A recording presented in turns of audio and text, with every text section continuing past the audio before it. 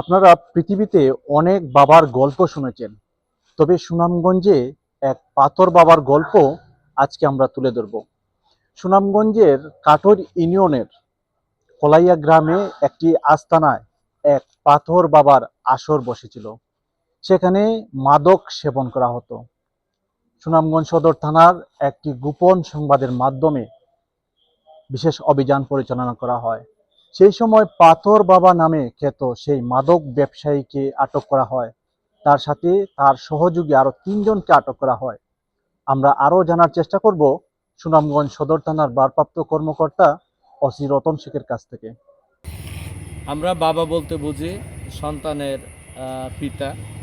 কিন্তু আজ এমন এক বাবা আমাদের পুলিশ হেফাজতে আসছে।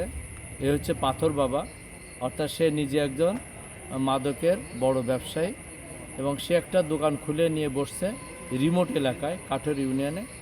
ইতিমধ্যে আমরা দুইবার আমরা ওখানে অভিযান করছি বৃষ্টির ভিতরও। তারপরে দূর থেকে ওরা টের পেয়ে যায় যে এরা পুলিশ আসছে, ওরা চলে যায়। আজকে অভিনব কায়দে আমরা অভিযানে নেতৃত্ব দেওয়া হয়েছে এসআই অভিজিৎ ভৌমিককে সাথে দিয়ে। তার সাথে যারা পুলিশ ছিল তারা ক্রেতা সেজে কিন্তু আজকে ওই বাবার কাছে যায়। পরবর্তীতে সেই বাবা সহ তার হেফাজতে থাকা তার কয়েকজন সহযোগী গ্রেপ্তার করে। তাদের দখল থেকে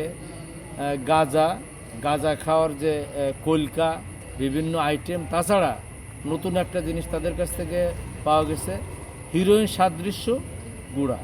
অর্থাৎ এগুলো মিক্স করে এখানে তারা একটা আসর বসে এবং চারিদিকে পাথর ছড়িয়ে তারা পাথর বাবা নাম দিয়ে সেখানে ব্যবসা করছে।